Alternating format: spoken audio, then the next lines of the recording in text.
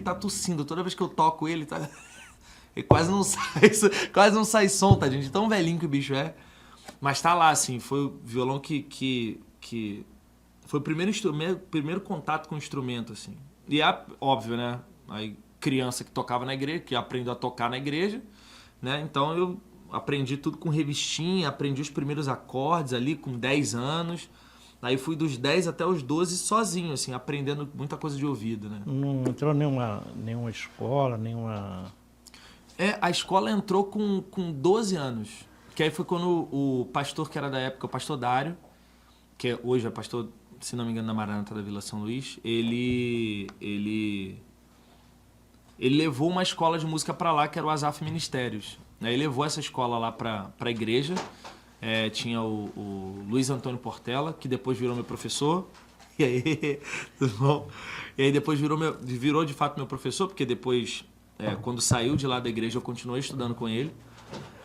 Mas foi isso, assim, dos 10 até os 12, aprendendo com revista, em casa, assim.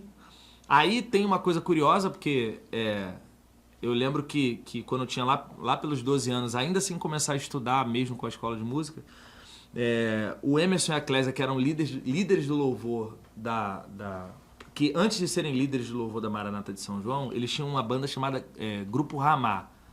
E aí, André vai lembrar disso. E aí, o Grupo Ramá era uma banda que tinha deles, assim, e que eles tinham um aniversário do Grupo Ramá pra tocar, tinha um negócio assim.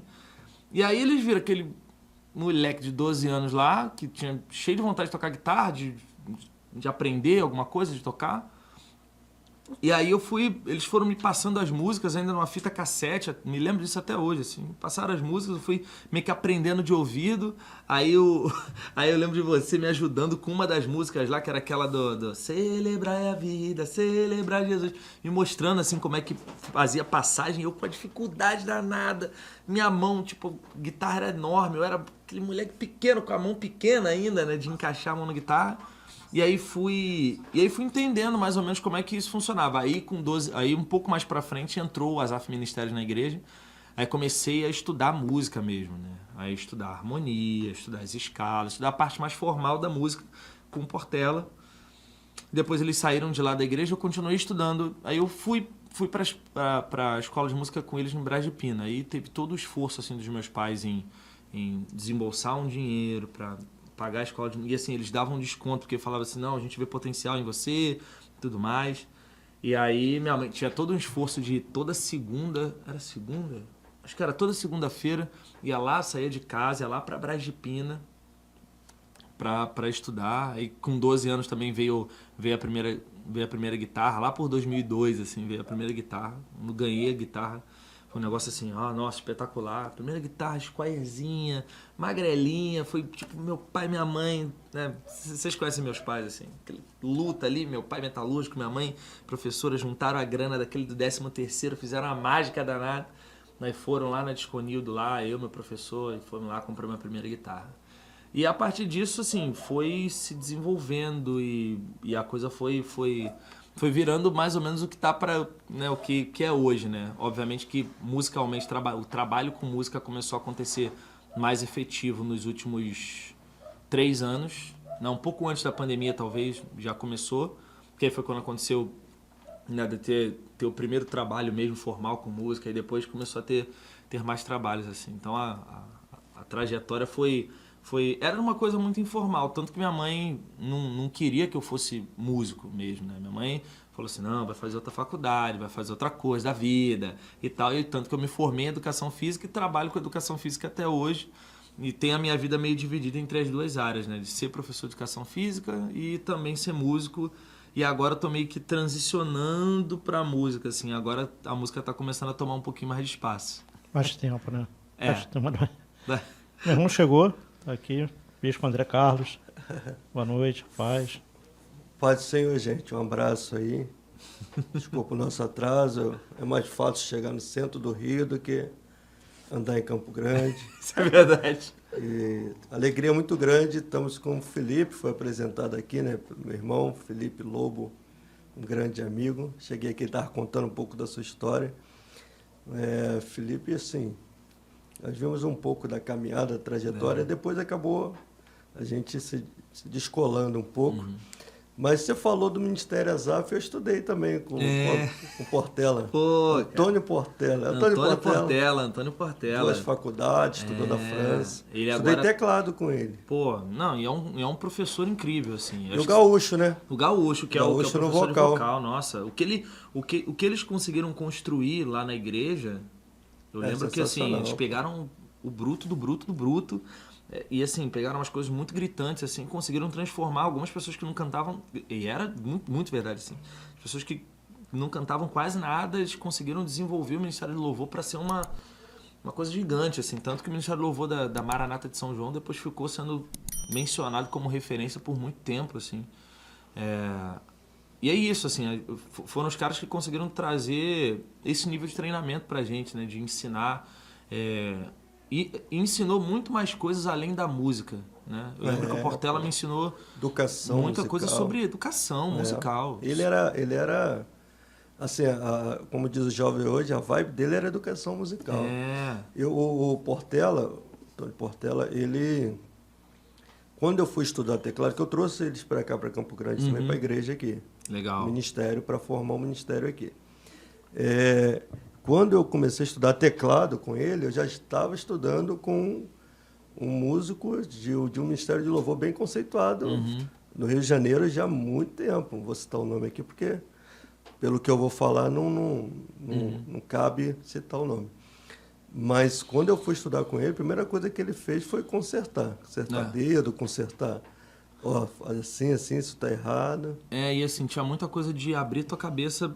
Por exemplo, teve uma coisa, e eu lembro de coisas muito pontuais, assim, que são coisas que eu passo pra galera mais nova da minha igreja, assim. Portela, eu lembro que uma vez eu tinha, sei lá, já tinha meus 15 anos, assim, aí eu enchia na música de acorde, fazendo um monte de coisa.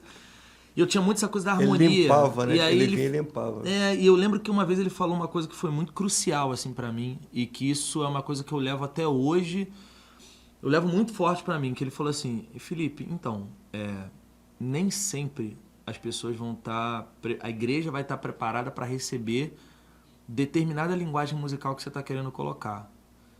E aí eu meio que dei uma travada, assim, porque eu lembro que eu cheguei muito inquieto para ele, assim, adolescente, né?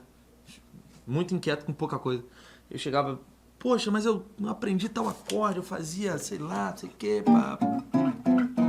fazia um monte de acorde que não sei o que. Ele, Felipe, então, às vezes a igreja vai receber muito melhor se você fizer um acorde quadradinho. Ele gostava. Porque ele falava muito essa coisa de... tem um contrabaixista chamado Vitor Uten, que ele tem até um vídeo dele falando que música é uma linguagem. E eu entendo que, de fato, música é uma linguagem, né? E agora, fazendo faculdade de música, estudando música, trabalhando com música, assim, cada vez mais, eu entendo que música é uma linguagem. Por exemplo, você vai chegar numa igreja, sei lá, na Inglaterra, e você vai falar...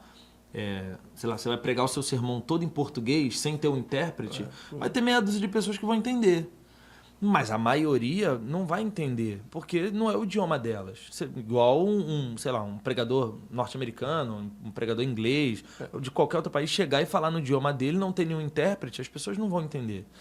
Então, talvez, assim, principalmente para a música a ser tocada dentro da igreja, a gente precisa entender qual é a linguagem que a igreja vai receber.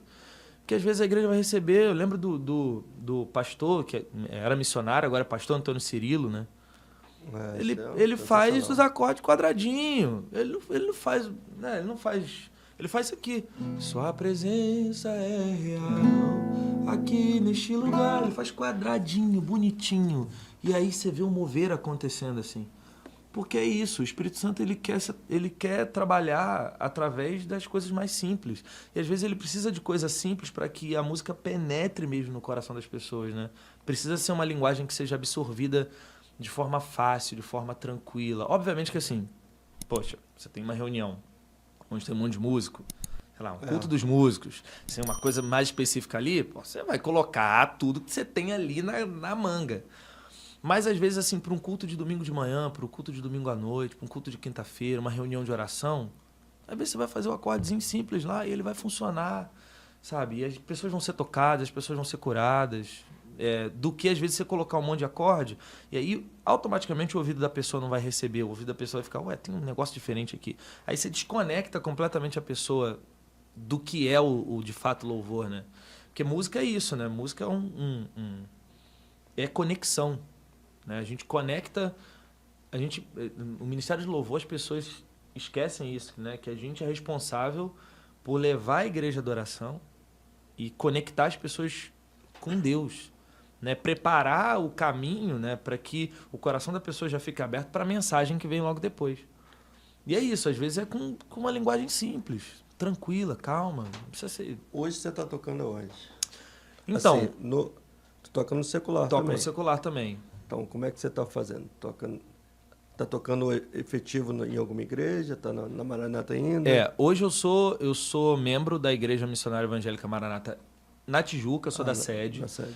Né? Tenho o pastor Paulo César Brito Júnior, né? Pastor Paulo... Chama de pastor Paulinho. O Paulinho, pastor Paulinho.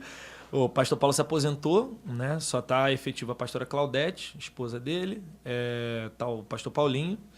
Tem o pastor Fabiano Milanese, que era da igreja de Caxias, e a pastora Raquel. O pastor Fabiano agora está lá? O pastor Fabiano está lá. E a pastora Raquel, que era de Praça Seca, já foi de Caxias por anos, né? A pastora Raquel Alexandrina, que é líder geral do louvor da Maranata e é líder nossa lá na Tijuca. E lá eu sirvo lá com todo amor, carinho e sempre me coloco à disposição até para outras coisas. Inclusive, teve o treinamento agora de aula de composição, né? Que foi a Ohana, que é uma menina lá da igreja, que ela é uma mega compositora, uma mega cantora, já tem coisas dela lançadas. Deus tocou no coração dela fazer um treinamento de composição, um workshop sobre composição. E mega completo, assim, viu os slides que ela montou, ela falou desde de como montar a frase até sobre ECAD, publicação, como isso funciona, direitos autorais, assim. E é uma coisa que ela está querendo levar para outras igrejas. Isso é muito legal, porque assim, ela ensina o fundamento básico sobre composição, né? E aí eu fui como convidado lá para falar sobre a parte de produção, direção musical, assim, como é que isso funcionaria, até para a galera entender a parte um pouco mais técnica de como isso funcionaria. Mas também teve convidados lá que falaram da parte espiritual, teve outros que falaram de parte burocrática. Então, eu sempre estou me colocando à disposição a servir, né, na minha igreja. Né? Tô lá, tô para servir. E para mim é um prazer e uma honra muito grande, assim. Mas tu continua a guitarra? Continuo também. Com violão, como é que faz? Eu toco guitarra quando eu dirijo louvor. Agora eu dirijo louvor em alguns cultos das quintas, assim, eu toco violão. Mas o meu instrumento mesmo é guitarra, né?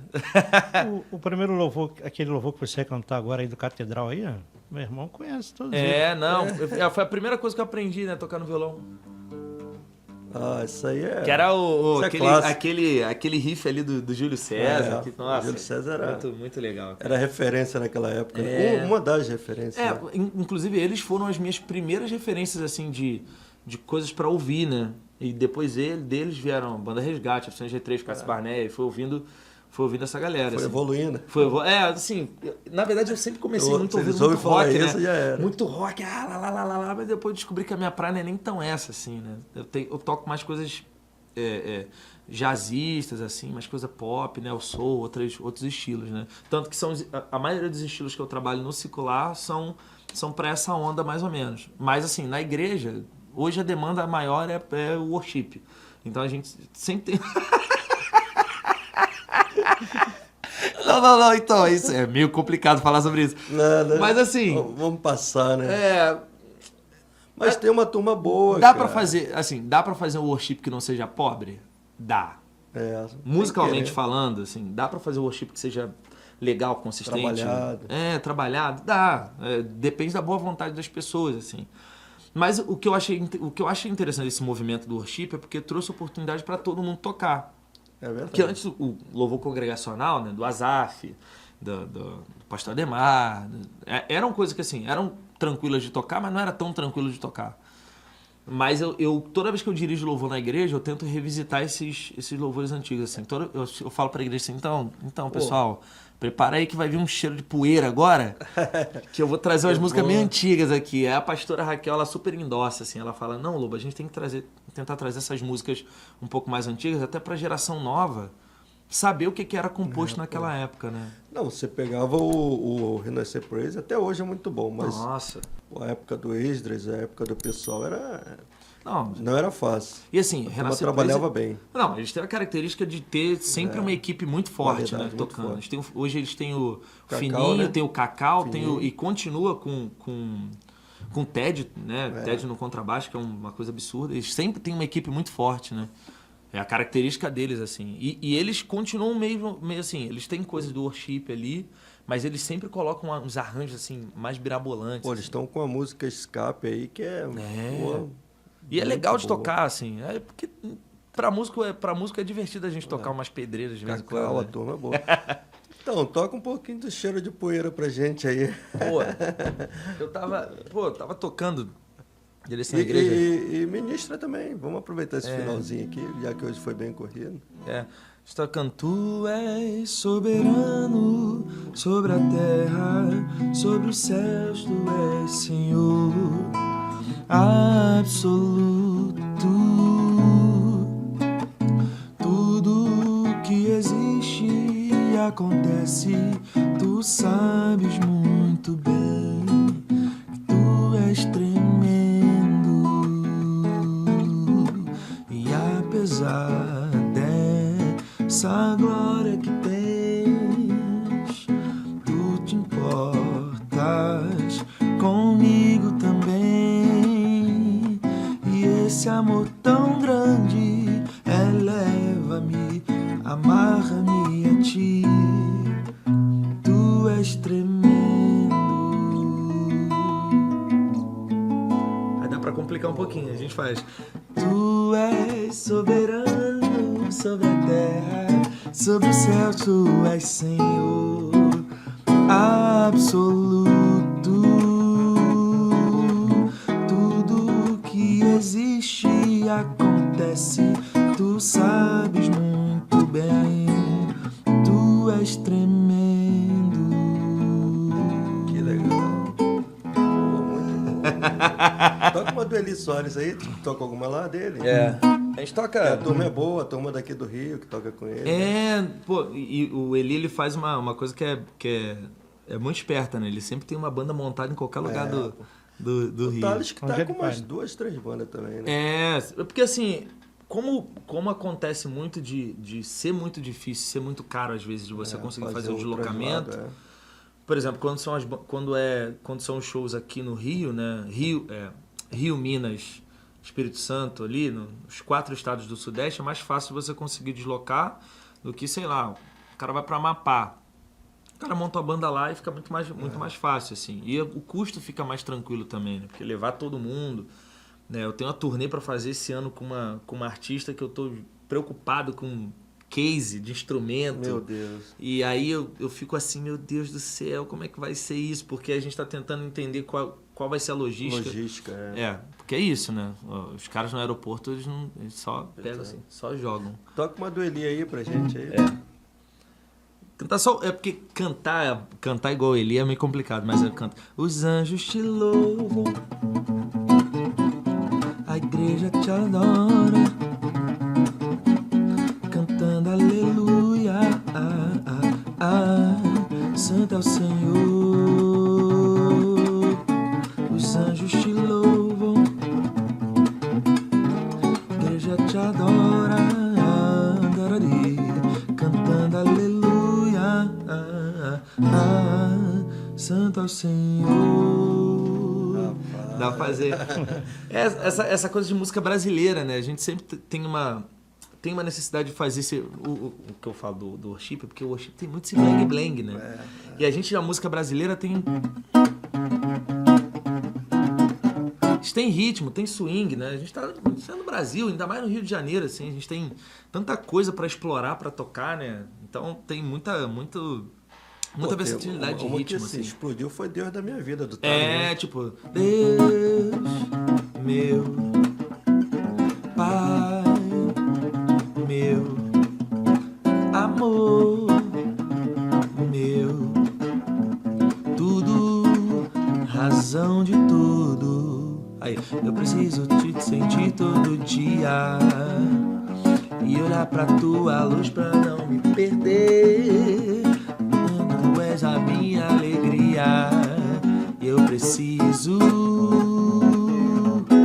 Deus da minha vida, fica comigo. Só a tua casa mora em mim. Deixa eu te dizer o que eu preciso, Pai. Eu preciso do Senhor. É tudo ritmo, né? E o Thales tinha isso muito... Tem isso muito forte. Né? Muito forte. Eu sempre falo que... É até meio polêmico. Eu tava lendo alguém falando sobre isso, assim, que o Thales, ele foi muito à frente. Na época que ele saiu, ele foi muito à frente. Porque é isso, assim, ele falou, cara, eu vou trazer o meu estilo, não tem... A gente pode usar isso para adorar a Deus, por que não, sabe? Quantas pessoas foram levadas para Cristo através do estilo dele, assim. Ele sempre muito doidão, né? Aquela coisa ali, já vi um show dele, assim. E era isso, assim, tinha essa... Era uma época que tava meio que faltando, não sei se era 2013, por aí, quando ele né? veio, 2013. Por aí. Foi um período que eu lembro, assim, que tava acontecendo meio que uma revolução dentro das igrejas, assim. Tanto que começaram a ter as igrejas mais com esse estilo worship, assim, a galera tava começando a não se identificar tanto com algumas outras... A igreja muito formal e tudo mais.